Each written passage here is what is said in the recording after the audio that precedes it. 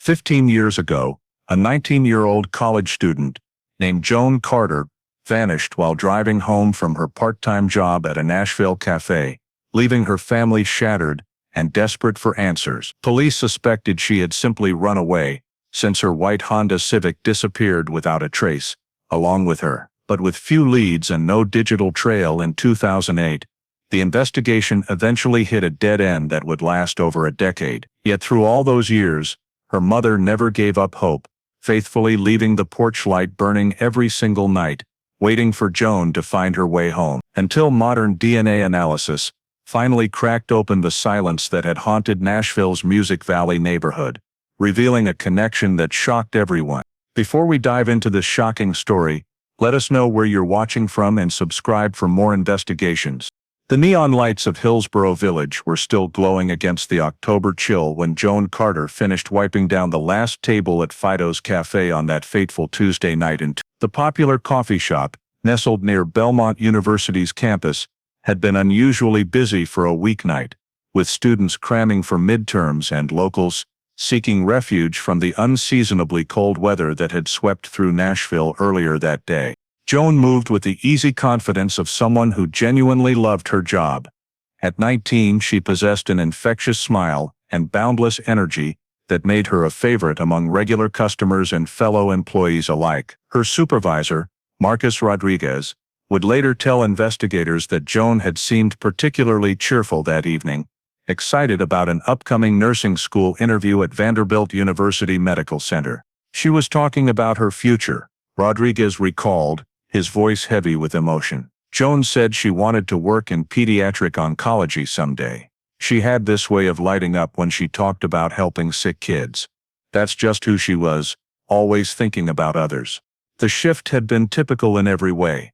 Joan had served her usual mix of caffeinated college students and late-night regulars, her auburn hair pulled back in a neat ponytail, her Belmont University sweatshirt slightly stained with coffee grounds and foam. She had clocked out at exactly 10:15 p.m., gathered her textbooks and purse, and called out her customary goodbye to the closing crew. "See you tomorrow, guys.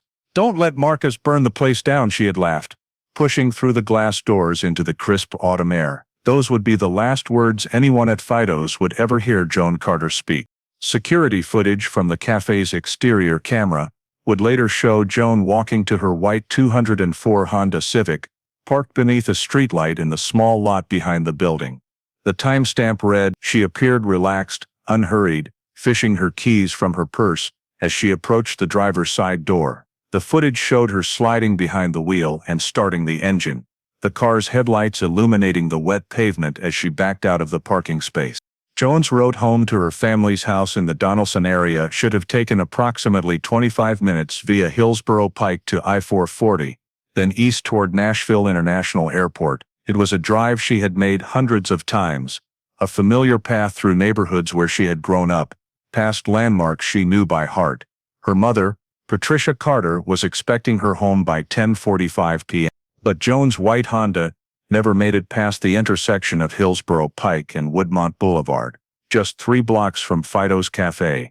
Her cell phone, a basic flip model, typical of 2008, registered its last ping at 10:42 p.m. from a tower serving the Green Hills area. After that moment, Joan Carter simply vanished from the face of the earth, leaving behind only questions, heartbreak, and a mystery that would consume her family and haunt Nashville for the next 15 years. The October wind that night carried the first hints of winter, rustling through the oak trees that lined Hillsborough Pike and scattering leaves across the asphalt like scattered pieces of a puzzle that no one yet knew was broken. Patricia Carter woke at 5:30 a.m. on Wednesday, October 15, 2008, to discover that her daughter's bed had never been slept in. The realization hit her like a physical blow, sending her rushing down the hallway of their modest ranch-style home on Stewart's Ferry Pike, calling Joan's name with increasing desperation. "Joan? Joan, honey, are you here?" Patricia's voice echoed through the empty rooms, bouncing off walls decorated with family photos that now seemed to mock her growing panic. The kitchen was exactly as she had left it the night before, Joan's favorite mug waiting by the coffee maker, a plate of homemade chocolate chip cookies covered with plastic wrap on the counter. Patricia's hands trembled as she dialed Joan's cell phone number. The phone rang once, twice, 3 times before going to voicemail. Joan's cheerful recorded voice felt like a knife twisting in her chest. "Hey, you've reached Joan. Leave me a message and I'll call you back as soon as I can." She tried again. And again. Each attempt yielded the same result. That terrible, hollow ringing followed by her daughter's voice, promising a return call that Patricia now feared might never come.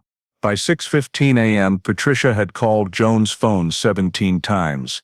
She then began methodically contacting everyone she could think of: Joan's co-workers at Fido's, her study group partners from Belmont, even casual acquaintances, whose numbers she found in Joan's address book. The responses were all variations of the same theme. No one had seen or heard from Joan since she left work the previous evening. David Carter, Joan's father, emerged from the master bedroom at 6:45 a.m. to find his wife of 23 years, sitting at their kitchen table, surrounded by phone books and scraps of paper, tears streaming down her face as she continued making calls. "She never came home," Patricia whispered, the words barely audible above the morning news playing on their small television. "David, our baby never came home." David, a soft-spoken man who worked as a maintenance supervisor at the Nashville International Airport, felt his world tilt on its axis. Joan was their only child, born after years of fertility struggles, and the absolute center of their universe. The thought of something happening to her was literally unthinkable. Within minutes, David was in his pickup truck, driving Joan's usual route home from work, scanning the sides of Hillsborough Pike and I-440 for any sign of her white Honda Civic. Maybe she'd had car trouble. Maybe she'd skidded off the road in the overnight drizzle that had left the streets slick and treacherous. Maybe she was somewhere nearby, injured and unable to call for help, waiting for someone to find her. As David drove, Patricia was on the phone with the Metro Nashville Police Department, trying to convince a desk sergeant that her 19-year-old daughter's absence constituted a genuine emergency. "Ma'am, I understand your concern," the officer said, his tone professionally patient but ultimately dismissive. "But we generally don't take missing person reports on adults until they've been gone for 24 hours. College-age kids sometimes make impulsive decisions, stay out later than planned. Is it possible your daughter might be with friends? Maybe a boyfriend you don't know about?" Patricia's grip tightened on the phone receiver. "Officer, you don't understand.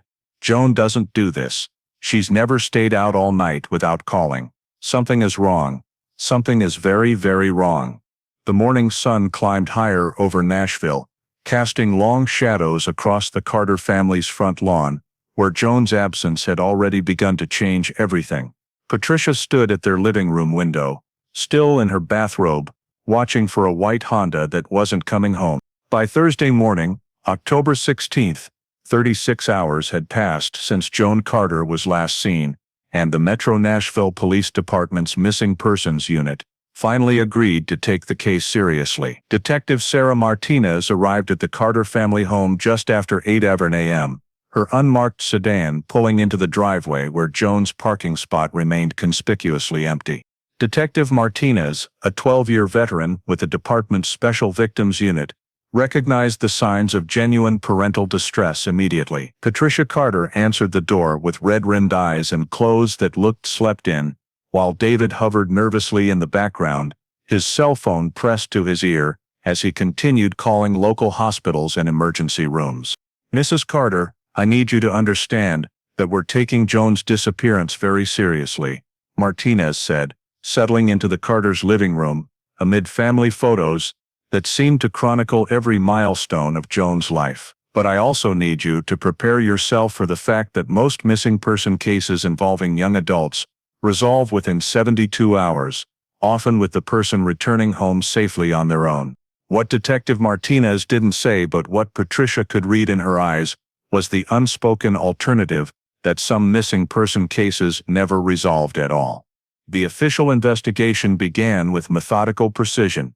Martinez coordinated with the Tennessee Highway Patrol to issue a BOLO, "Be on the Lookout," alert for Joan's 2004 white Honda Civic, license plate number The car's description was transmitted to every law enforcement agency within a 100-mile radius of Nashville, along with Joan's photograph and physical description. Search and rescue teams from Davidson County Emergency Services were deployed to comb the areas along Joan's known route home. Volunteers with the Tennessee Equestrian Search and Rescue Organization brought horses to navigate the heavily wooded areas around Percy Priest Lake, where more than one missing person had been discovered over the years. The searches were grueling, methodical affairs that lasted from dawn until dusk. Teams of volunteers, many of them Belmont University students, who had known Joan personally, spread out in grid patterns through Radnor Lake State Park, the Grassmere area, and along the Cumberland River bottoms. They called her name until their voices gave out, flashlight beams sweeping through underbrush and ravines, as the autumn light faded each evening. We had over 200 volunteers on Saturday alone, recalled Jim Peterson, the Davidson County Emergency Services Coordinator who supervised the searches. Students, faculty, neighbors, complete strangers, who had just seen Joan's story on the news. Everyone wanted to help bring her home. The Tennessee Bureau of Investigation joined the effort on Sunday, bringing with them cadaver dogs and advanced ground-penetrating radar equipment. The dogs worked through areas where Joan's scent might logically be found: parking lots near her workplace, wooded areas adjacent to major highways, abandoned buildings and construction sites throughout Davidson County. Meanwhile, Detective Martinez conducted extensive interviews with everyone who had been in contact with Joan during her final days.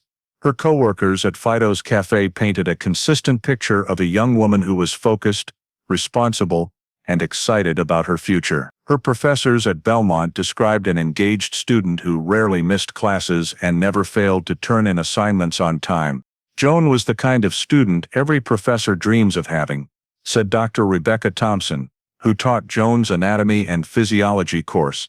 She sat in the front row, asked thoughtful questions, stayed after class to discuss complex concepts. The idea that she would simply vanish without explanation, it's incomprehensible. But despite the massive mobilization of resources and personnel, despite the hundreds of volunteer hours and thousands of dollars in search costs, the investigation yielded nothing but frustration. No trace of Joan's Honda Civic appeared on traffic cameras. No witnesses came forward with credible sightings. The ground searches turned up nothing more significant than discarded fast food containers and weather-beaten hubcaps that had been roadside debris for years. As the first week of Joan's disappearance drew to a close, the harsh reality began to settle over everyone involved. Finding Joan Carter was going to be much harder than anyone had initially hoped. The Nashville community's response to Joan Carter's disappearance was immediate, overwhelming, and heartbreakingly beautiful. Within days of the news breaking, Joan's face appeared on telephone poles throughout Davidson County, her smile captured in hastily photocopied flyers that soon became as much a part of the local landscape as stop signs and traffic lights.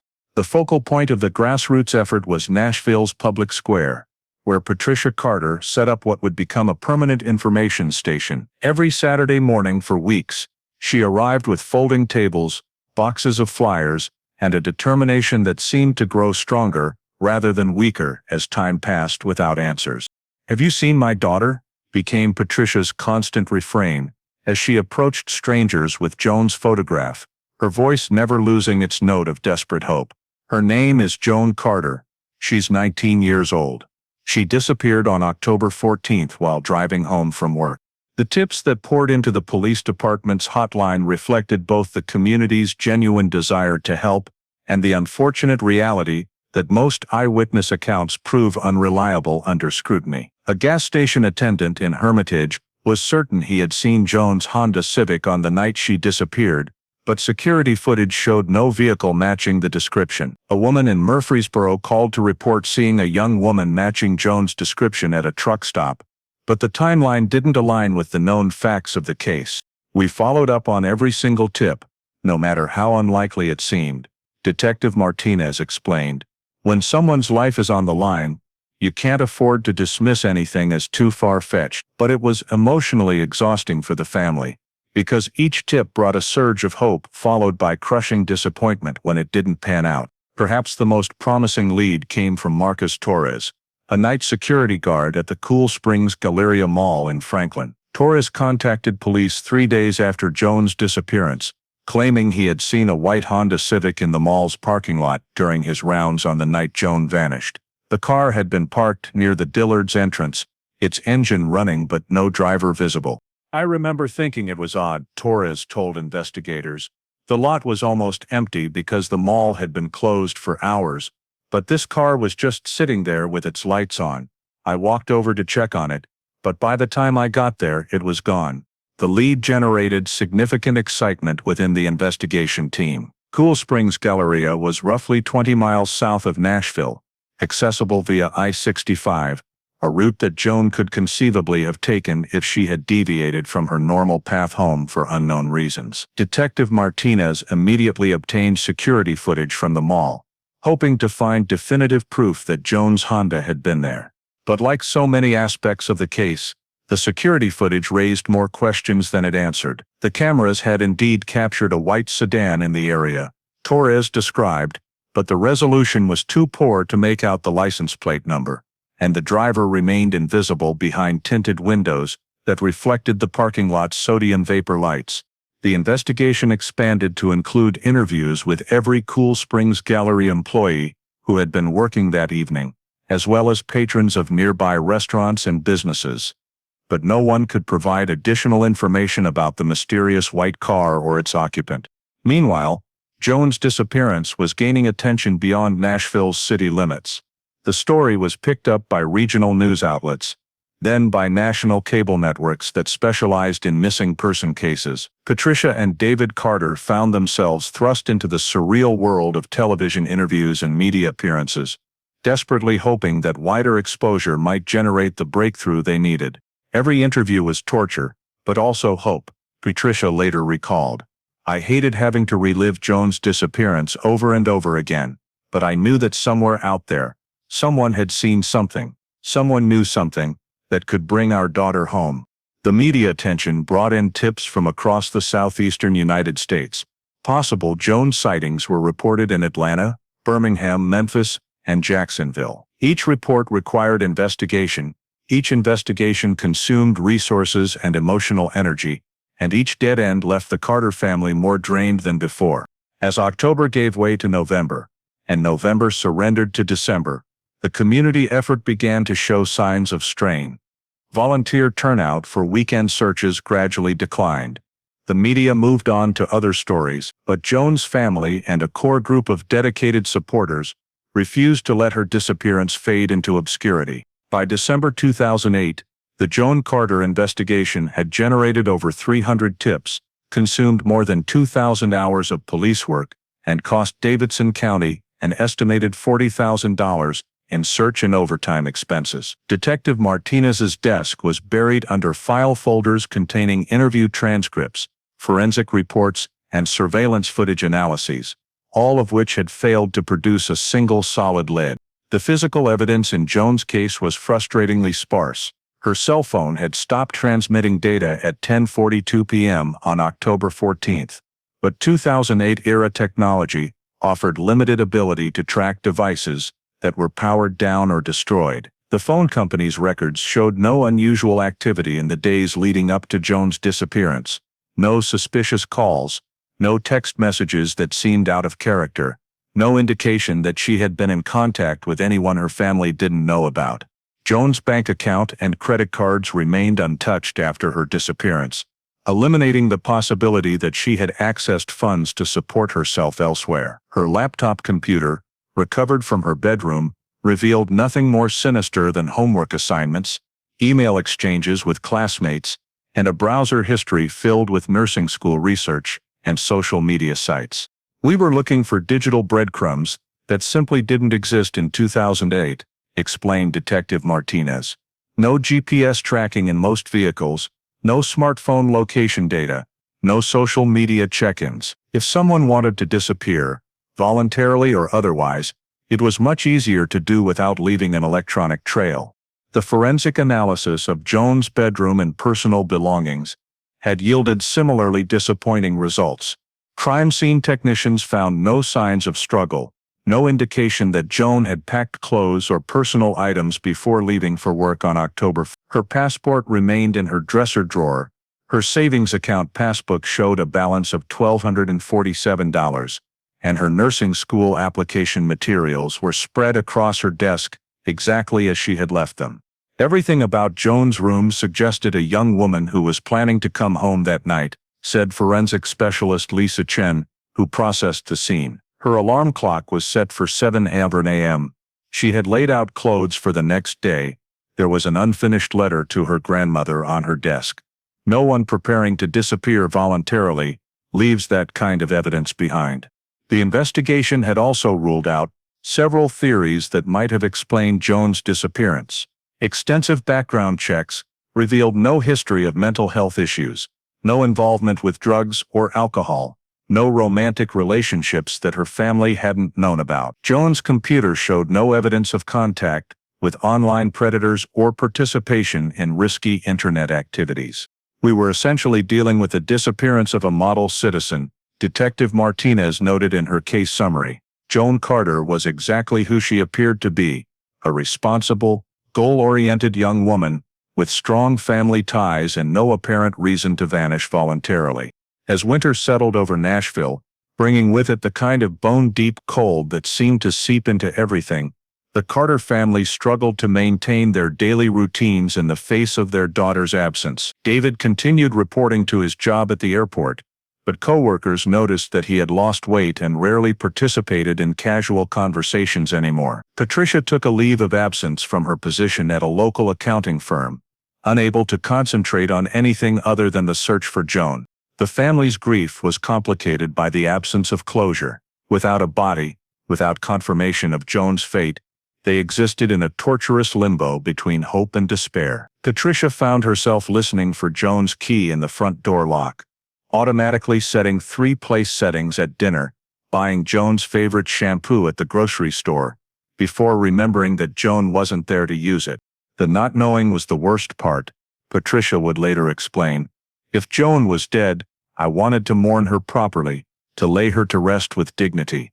If she was alive somewhere, I wanted to move heaven and earth to find her. But this middle ground, this terrible uncertainty, it was like being trapped in a nightmare that never ended. As 2008 drew to a close, Detective Martinez was forced to acknowledge what she had been dreading for weeks.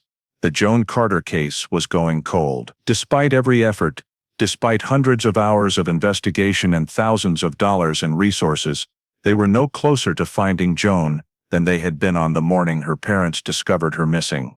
The case would remain officially active, Martinez assured the Carters, but it would no longer receive daily attention from investigators who were being pulled toward newer cases with fresher leads and better prospects for resolution. The winter of 2010 arrived in Nashville with an unusual ferocity, bringing ice storms that knocked out power lines and snow accumulations that paralyzed the city's infrastructure for days at a time. For Patricia and David Carter, the brutal weather seemed to mirror the coldness that had settled into their hearts as their daughter's case officially transitioned to inactive status. Detective Martinez delivered the news on a gray February morning, sitting in the Carters' living room while sleet pelted the windows and the furnace struggled against the unseasonable cold. The investigation had exhausted all active leads, she explained, and department resources had to be redirected toward cases with better prospects for resolution. This doesn't mean we're giving up on Joan, Martinez emphasized, her voice gentle but firm. Every piece of evidence will be preserved. If new information comes to light, if technology advances to the point where we can re-examine old evidence with fresh techniques, we'll reopen the investigation immediately. But Patricia heard only the finality in the detective's words. The bureaucratic politeness that signaled her daughter's disappearance was being relegated to a file cabinet in the police department's basement. That night, she stood at her kitchen window and made a decision that would define the next 13 years of her life. She would leave the porch light on until Joan came home. It started as an impulse, a gesture born from maternal desperation and the need to feel like she was doing something, anything, to guide her daughter back. But as days turned to weeks, and weeks stretched into months, the burning porch light became a ritual, then an obsession, and finally a kind of prayer made manifest in electricity and glass. Every night before bed, I would check that light, Patricia recalled years later. I changed the bulb when it burned out, cleaned the fixture when it got dirty, replaced the entire lamp when the wiring went bad. That light became Joan's beacon home, and I was not going to let it go dark. The annual vigils began that first December, organized by Joan's former classmates at Belmont University and held in Centennial Park near the Parthenon replica that had watched over Nashville for generations. Dozens of people gathered in the winter darkness, holding candles and sharing memories of Joan, their breath visible in the cold air as they spoke her name aloud and promised not to forget. We sang Amazing Grace because it was Joan's favorite hymn, remembered Sarah Chen, one of Joan's study group partners, who helped organize the vigils. Patricia would always speak last, and she always ended with the same words, "Joan, honey, the light is still on. Come home when you're ready." The vigils continued every December 14th, marking not the anniversary of Joan's birth or death, but the last day anyone had seen her alive. Attendance fluctuated over the years, swelling when local media covered the story, dwindling during particularly harsh winters, or when other tragedies captured the community's attention. But Patricia never missed a single vigil, never failed to light her candle and speak her daughter's name into the Nashville darkness. David Carter coped with Joan's absence differently, throwing himself into projects that kept his hands busy and his mind focused on concrete tasks with achievable solutions. He built a workshop in the garage where Joan had once parked her Honda Civic, spending hours crafting furniture that he donated to local charities. The physical labor provided temporary relief from the mental anguish of not knowing what had happened to his daughter. Dad couldn't handle the uncertainty the way Mom could, observed Joan's cousin, Michael Carter, who watched his uncle struggle with grief that had no clear resolution. He needed to fix things, to solve problems, and Joan's disappearance was a problem that couldn't be fixed with tools and determination. The strain on the Carter marriage was evident to family and friends, though Patricia and David worked hard to present a united front during public appearances and interviews. They attended counseling sessions sporadically, joined support groups for families of missing persons, and tried to maintain some semblance of normal life, even as Joan's absence colored every aspect of their daily routine. Meanwhile, Nashville continued to grow and change around them. New developments sprouted in areas that had been searched for Joan's remains. Students who had known Joan graduated and moved away, replaced by new faces who had never heard her name. The city's collective memory began to fade, as collective memories inevitably do, leaving only those who loved Joan to carry the burden of remembering. But Patricia's porch light burned on, night after night, year after year, a small but persistent act of defiance against the darkness that had swallowed her daughter whole. By 2018, Nashville had transformed itself into a boomtown that bore little resemblance to the sleepy southern city where Joan Carter had disappeared a decade earlier. Construction cranes dominated the skyline, luxury condominiums rose where parking lots had once sprawled, and the population had swelled with transplants drawn by the city's music industry and relatively low cost of living. The changes were particularly pronounced in areas that had been central to Joan's story. Fido's Cafe in Hillsborough Village had expanded twice, now occupying space in 3 adjacent storefronts and serving customers who had no knowledge of the young woman who had once worked there and vanished without explanation. The Cool Springs Galleria, where a security guard had reported seeing a mysterious white Honda Civic, had undergone a major renovation that included state-of-the-art surveillance systems that would have made Joan's case much easier to solve. Detective Martinez had retired from the Metro Nashville Police Department in 2015, passing Joan's case file to Detective James Mitchell, a veteran investigator who specialized in cold cases. Mitchell inherited not just the physical evidence and witness statements, but also the emotional weight of a family that refused to accept that their daughter might never come home. When I first reviewed Joan's file, I was struck by how thorough the original investigation had been, Mitchell explained. Detective Martinez and her team had followed every possible lead, interviewed every potential witness, analyzed every piece of available evidence. The problem wasn't investigative incompetence, it was the technological limitations. Those technological limitations had become increasingly apparent as advances in forensic science revolutionized criminal investigations. DNA analysis techniques that had been experimental in 2008 were now standard practice. Cell phone tracking capabilities that hadn't existed when Joan disappeared were now routine tools for locating missing persons. Surveillance camera networks that had been sparse and low resolution were now ubiquitous and crystal clear. Mitchell periodically reviewed Joan's case, hoping that new technologies might reveal previously overlooked clues, but the fundamental challenge remained unchanged. Without Joan's body, without her vehicle, without witnesses to her actual disappearance, there was simply not enough physical evidence to generate fresh leads. The annual vigils continued in Centennial Park, though attendance had dwindled to a dedicated core of perhaps 30 people, mostly family members, a few of Joan's former classmates, who still lived in Nashville, and community members who had adopted Joan's story as their own personal crusade for justice. Patricia Carter, now in her early 60s, had aged visibly during the decade since Joan's disappearance. Her hair had gone completely gray, deep lines etched her face, and she walked with a slight stoop that suggested the physical weight of carrying grief for so many years. But her voice remained strong when she spoke about Joan, and her determination to find answers had never wavered. "People sometimes ask me how I can keep going after all this time," Patricia said during the 2018 vigil, her words carrying across Centennial Park's winter bare landscape. "The answer is simple. Joan is still my daughter. 10 years, 20 years, 50 years, it doesn't matter. A mother doesn't stop looking for her child just because other people get tired of searching."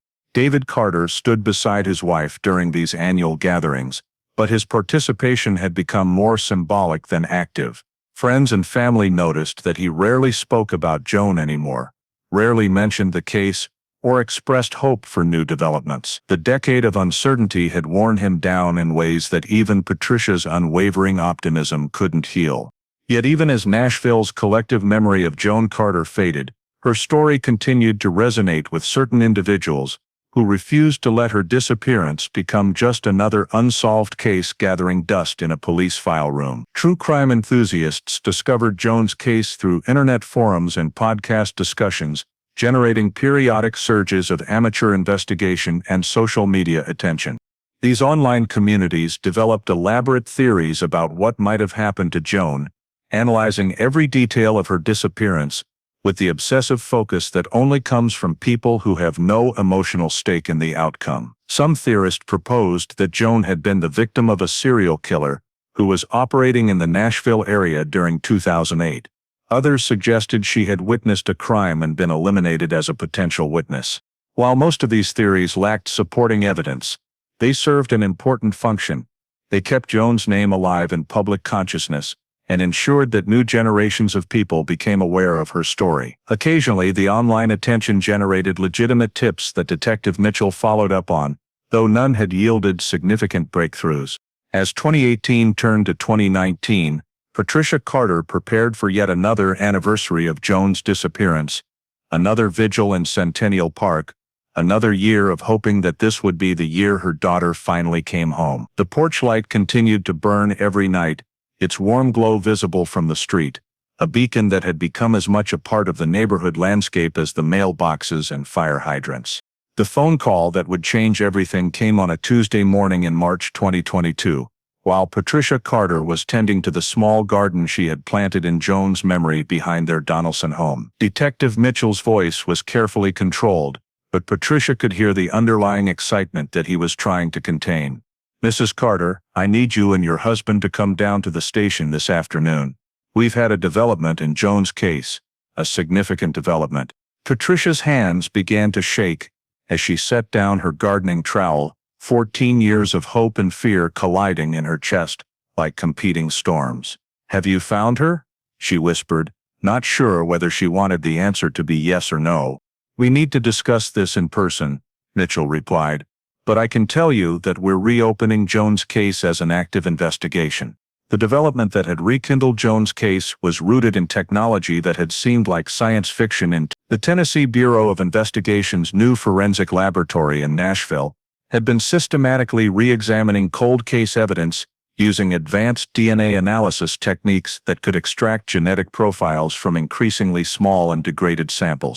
Dr. Rebecca Martinez, the lab's chief forensic scientist, and no relation to the original detective on Joan's case, had been working with evidence that had been collected from Joan's Honda Civic when it was finally discovered and submerged in Percy Priest Lake by recreational divers who had been searching for lost fishing equipment.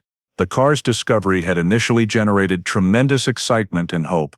After 2 years of searching, Joan's white Honda had finally been found, its license plate confirming that this was indeed the vehicle that had disappeared with her on that October night. But the initial forensic examination had been frustratingly inconclusive.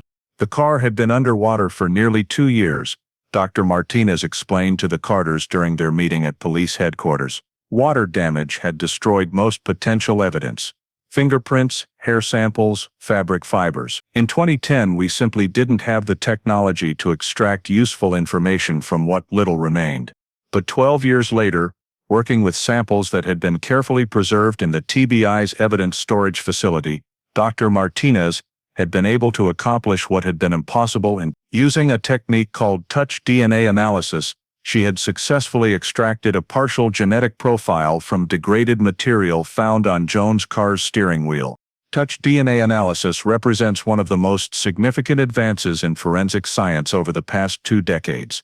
The technique can detect genetic material left behind by skin cells that transfer to surfaces through normal contact, turning a doorknob, touching a steering wheel, handling a weapon. The amounts of DNA involved are microscopic, often invisible to the naked eye, but modern laboratory equipment can amplify these traces into usable genetic profiles. What we found was a partial DNA profile that definitely didn't belong to Joan or to any member of your family, Dr. Martinez continued, her voice taking on the precise cadence of a scientist discussing laboratory results. The profile was incomplete. We're talking about fragments of genetic information rather than a complete DNA fingerprint.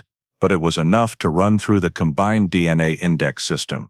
TITUS, the FBI's national DNA database, contains genetic profiles from millions of individuals who have been arrested, convicted of crimes, or voluntarily submitted samples for elimination purposes. When Dr. Martinez submitted Joan's unknown DNA profile to the system in February 2022, she had no particular expectations for success. Partial profiles often fail to generate matches, and even complete profiles frequently yield no results if the person who left the DNA has never been entered into the database. But on February 28, 2022, TITUS returned a hit that sent shockwaves through the Tennessee Bureau of Investigation and the Metro Nashville Police Department's cold case unit. The partial DNA profile from Joan Carter's steering wheel matched genetic material in the database that had been submitted by Robert Eugene Stafford, a 54-year-old Nashville resident who had been arrested in 2019. Detective Mitchell had spent the past 3 weeks conducting a careful background investigation of Stafford, trying to understand how his DNA might have ended up in Joan Carter's vehicle. What he discovered was both shocking and terrifyingly logical. In 2008, Stafford had been employed as a mechanic at Thompson's Automotive, a repair shop located less than 2 miles from Fido's Cafe where Joan had worked. The shop specialized in Honda and Toyota vehicles, and their customer records showed that Joan had brought her Civic there for routine maintenance just 6 weeks before her disappearance. Mr. and Mrs. Carter, Detective Mitchell said, his voice heavy with the weight of what he was about to reveal. We believe we know what happened to Joan. Robert Eugene Stafford had lived his entire life in Nashville, growing up in a modest neighborhood just east of downtown, where his family had resided for 3 generations. To everyone who knew him, he appeared to be the embodiment of small-town reliability, a skilled mechanic who could diagnose car problems that baffled other technicians, a helpful neighbor who snowplowed driveways without being asked, a regular church attendee who never missed Sunday services at East Nashville Baptist. The investigation into Stafford's background revealed a man who had perfected the art of hiding in plain sight. His employment history showed steady work at various automotive shops throughout Davidson County, with supervisors consistently describing him as competent, punctual, and unremarkable. His criminal record prior to 2019 consisted of minor traffic violations and a single arrest for public intoxication in 1995 that had been dismissed after he completed community service. But Detective Mitchell's deeper investigation, aided by FBI behavioral analysts who specialized in predatory crime patterns, began to reveal disturbing inconsistencies in Stafford's carefully constructed facade. Employment records showed that Stafford had worked at 4 different automotive shops over the past 20 years, leaving each position under circumstances that were described as mutually agreeable, but which closer examination suggested might have involved unexplained customer complaints or workplace incidents. Stafford was what we call a sophisticated offender, explained FBI Special Agent Karen Holmes, who had been called in to assist with the case. He understood how to blend into normal society, how to appear trustworthy and reliable, while concealing his true nature. The fact that he worked as a mechanic gave him access to potential victims' vehicles and personal information, their addresses, their schedules, their vulnerabilities. The surveillance of Stafford began in early April 2022, with undercover officers monitoring his daily routines while investigators worked to build a comprehensive case. Stafford lived alone in a well-maintained ranch house on Dickerson Pike, driving a pickup truck that he hid meticulously clean, and working at Mitchell's Auto Repair, where he had been employed for the past 3 years. To his co-workers and neighbors, Stafford's behavior appeared completely normal during the weeks he was under surveillance. He arrived at work precisely at 7:00 a.m. each morning, took his lunch break at exactly noon, and left promptly at 5:00. He shopped for groceries on Thursday evenings, attended church on Sunday mornings, and spent his weekends working in his garage or maintaining his property. But surveillance teams noticed subtle behavioral patterns that suggested an underlying tension beneath Stafford's calm exterior. He frequently checked his mirrors while driving, as though watching for vehicles that might be following him. He varied his routes home from work for no apparent reason, sometimes taking elaborate detours through residential neighborhoods. He maintained his distance from female coworkers and customers, displaying what appeared to be careful, calculated politeness, rather than natural social interaction. The breakthrough came when investigators obtained a search warrant for Stafford's home and discovered a hidden room behind a false wall in his basement. The room contained what FBI analysts would later describe as a predator's trophy collection: photographs, personal items, and detailed handwritten notes about dozens of young women who had brought their vehicles to repair shops where Stafford had worked over the years. Joan Carter's photograph was prominently displayed among the collection, along with copies of her work schedule at Fido's Cafe, her home address, her class schedule at Belmont University, and detailed observations about her daily routines. The notes, written in Stafford's precise handwriting, revealed that he had been stalking Joan for weeks before her disappearance, learning her patterns and planning what investigators now realized had been a carefully orchestrated abduction. The level of premeditation was absolutely chilling. Detective Mitchell observed, Stafford had been watching Joan, studying her, planning his attack with the same methodical precision that he brought to repairing automobiles. This wasn't a crime of opportunity, it was a calculated hunt. The evidence suggested that Stafford had used his access to Joan's vehicle during routine maintenance to plant a GPS tracking device that allowed him to monitor her movements. On the night of October 14, 2008, he had positioned himself along Joan's route home from work and forced her to pull over, possibly by staging a fake breakdown or emergency that would have compelled her to stop and offer assistance. What happened next would likely never be known with complete certainty, but FBI behavioral analysts theorized that Stafford had abducted Joan and taken her to a secondary location where he could act out fantasies that he had been developing for months. The discovery of Joan's Honda Civic in Percy Priest Lake suggested that Stafford had disposed of the vehicle to eliminate evidence, but the location of Joan's remains continued to elude investigators. As the evidence mounted against Robert Stafford, Nashville police prepared to make an arrest that would finally provide answers to a family that had waited 14 years for justice. The arrest of Robert Eugene Stafford took place at 6:42 a.m. on May 15, 2023, as he emerged from his Dickerson Pike home to begin what he believed would be another routine day at Mitchell's auto repair. The timing was deliberate, early enough to catch Stafford before he was fully alert, late enough for the neighborhood to be stirring with commuters and school buses that would witness law enforcement's overwhelming presence. Detective Mitchell led the arrest team, accompanied by FBI agents and members of the Metro Nashville Police Department's SWAT unit, who had positioned themselves around Stafford's property during the pre-dawn hours. Body camera footage from the arrest would later show Stafford's face cycling through confusion, recognition, and resigned defeat, as Detective Mitchell read him his rights.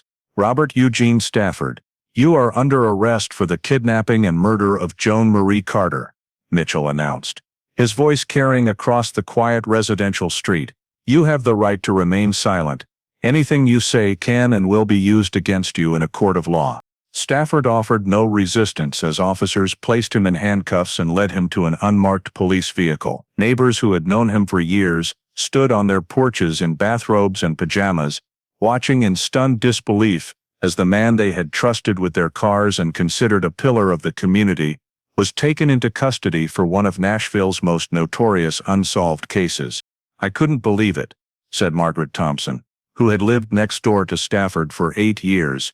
He kept my driveway clear in winter. He fed my cats when I went out of town. He never caused any problems. The idea that he could hurt someone, it just doesn't seem possible.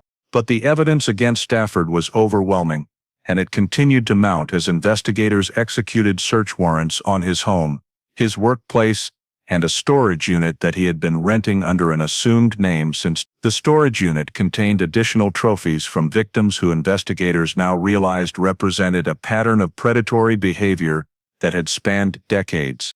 Patricia and David Carter received the call about Stafford's arrest while they were having breakfast at their kitchen table, the same table where Patricia had made hundreds of phone calls during those first frantic days after Joan's disappearance. Patricia later described the moment as simultaneously liberating and devastating: relief that Joan's killer had finally been caught, anguish that the confirmation of Joan's death eliminated any remaining hope that she might someday come home. For 14 years, I held on to the possibility that Joan was alive somewhere, Patricia said during a press conference the day after Stafford's arrest. Part of me hoped she had amnesia, or had been kidnapped and held captive but was still breathing. Learning that she was murdered, it was the answer we needed, but not the answer we wanted. Stafford's arraignment took place in Davidson County Criminal Court, where he appeared before Judge Sarah Williams to hear formal charges of first-degree murder, especially aggravated kidnapping, and tampering with evidence. He entered a plea of not guilty through his court-appointed attorney, but legal experts noted that the DNA evidence and the materials found in his home would make mounting a successful defense extremely difficult. The case garnered national media attention, with news outlets focusing on the role that advancing DNA technology had played in solving a cold case that had stumped investigators for more than a decade. Rebecca Martinez became a sought-after expert witness, explaining to television audiences how touch DNA analysis had made it possible to extract genetic profiles from evidence that would have been useless to earlier generations of forensic scientists. Joan Carter's case represents both the promise and the frustration of forensic science, Dr. Martinez explained during an interview with CNN. The DNA that solved her case was there all along, preserved in our evidence storage facility, waiting for technology to advance to the point where we could use it. How many other cold cases could be solved if we had the resources to re-examine old evidence with modern techniques? The question resonated with law enforcement agencies across the country, many of which were sitting on warehouses full of evidence from unsolved cases that might yield new information if subjected to current forensic analysis. Joan's case became a rallying point for advocates who argued for increased funding of cold case investigations and the systematic re-examination of older evidence using contemporary scientific methods. Meanwhile, Stafford remained in the Davidson County Jail without bond, his arrest having triggered investigations in multiple jurisdictions where he had worked and lived over the years. Police departments in Memphis, Chattanooga, and Knoxville began reviewing their own unsolved cases involving young women looking for possible connections to Stafford's documented presence in their areas. As summer turned to fall in 2023, prosecutors prepared for a trial that would finally provide Joan Carter's family with the justice they had sought for 15 years. The trial of Robert Eugene Stafford began on September 18, 2023, in Davidson County Criminal Court, with jury selection proceeding under intense media scrutiny and tight security measures. Prosecutor Jennifer Walsh, Davidson County's most experienced capital case attorney, had spent months preparing a presentation that would walk jurors through 15 years of investigative work and scientific advancement. The courtroom was packed each day with Joan's family members, former classmates, community supporters, and media representatives from across the country. Patricia Carter, now 65 years old, attended every session, sitting in the front row with a framed photograph of Joan that she had carried to every significant moment in the case over the past decade and a half. Walsh's opening statement painted Stafford as a predator who had hidden behind a facade of respectability while systematically stalking and victimizing young women. She described how Stafford had used his position as an automotive mechanic to gain access to personal information about potential victims, learning their schedules and routines before selecting targets who fit his preferred victim profile. Joan Carter was a bright, beautiful 19-year-old with her whole life ahead of her. Walsh told the jury she was studying to become a nurse because she wanted to help people, to heal people, to make the world a better place. The defendant robbed her of that future. He robbed her family of a daughter, her friends of a companion, her community of a healer.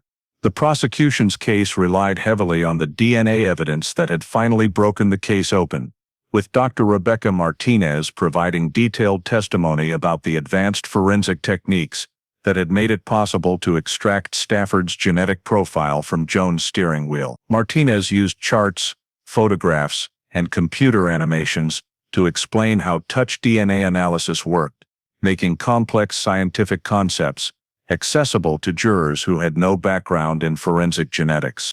The DNA evidence is unequivocal, Martinez testified.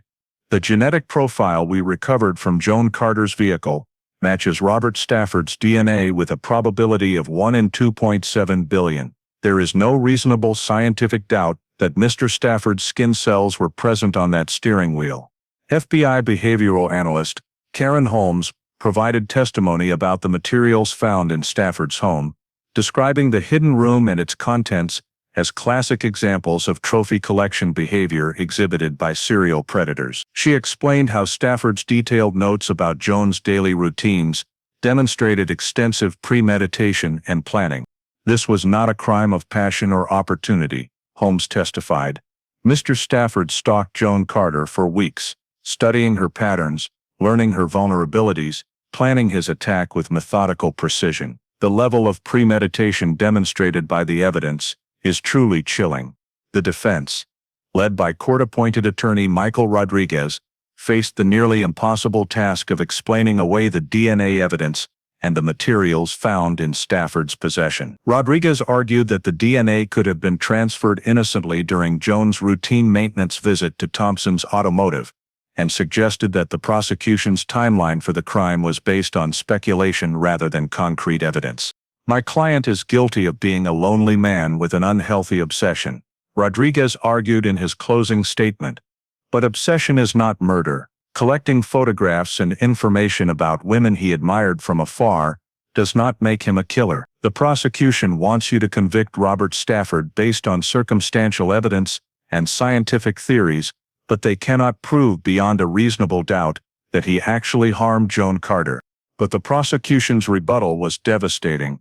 Walsh presented evidence that Stafford had been in the vicinity of Joan's workplace on the night she disappeared, that he had taken unexplained time off work in the days following her disappearance, and that his cell phone had been turned off during the crucial hours when Joan vanished, behavior that was completely inconsistent with his normal patterns. The jury deliberated for less than 4 hours before returning a verdict of guilty on all charges. As the foreman read the verdict aloud, Patricia Carter collapsed into her husband's arms, 15 years of grief and frustration finally finding release in tears that seemed to come from the deepest places of her soul. Judge Williams sentenced Stafford to life in prison without the possibility of parole, ensuring that he would never again have the opportunity to harm another young woman. In her sentencing remarks, Williams noted that while the verdict provided legal justice for Joan Carter, it could never restore what had been taken from her family and community. Joan Carter was robbed of her life, her dreams, her future contributions to society, Williams said. Her family was robbed of watching her graduate, get married, have children, pursue her career in nursing. These losses can never be recovered, but today we can at least ensure that the person responsible for them will never cause such pain again. That evening, Patricia Carter returned home to Donaldson, and for the first time in 15 years, turned off the porch light that had burned steadily since the night Joan disappeared. The gesture was both an ending and a beginning, an acknowledgement that Joan would never come home, but also a recognition that her memory could now rest in justice rather than uncertainty. The Joan Carter case stands as a testament to the power of persistence, the advancement of forensic science, and the unbreakable bonds of family love. For 15 years, Patricia and David Carter refused to let their daughter's disappearance fade into obscurity, maintaining hope when others had moved on, demanding answers when others had accepted silence.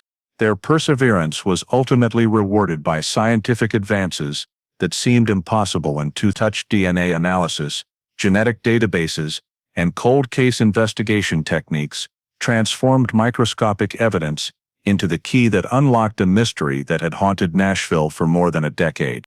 Joan's case also highlights the importance of preserving evidence from unsolved crimes, even when contemporary technology cannot extract useful information from it. The DNA profile that convicted Robert Stafford had been present on Joan's steering wheel since the night she disappeared, but it took 14 years for forensic science to advance to the point where investigators could access and analyze it.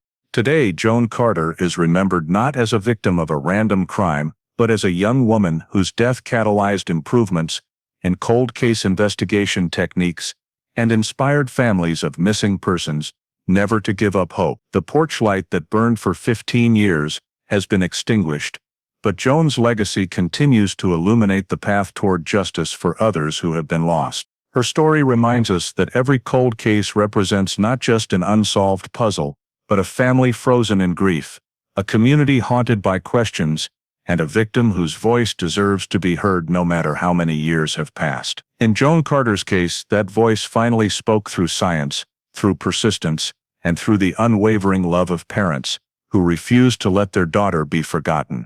The light that never died was not the bulb on Patricia Carter's porch, but the hope that burned in a mother's heart and the determination of investigators who understood that justice delayed is not justice denied, as long as someone continues to search for the truth.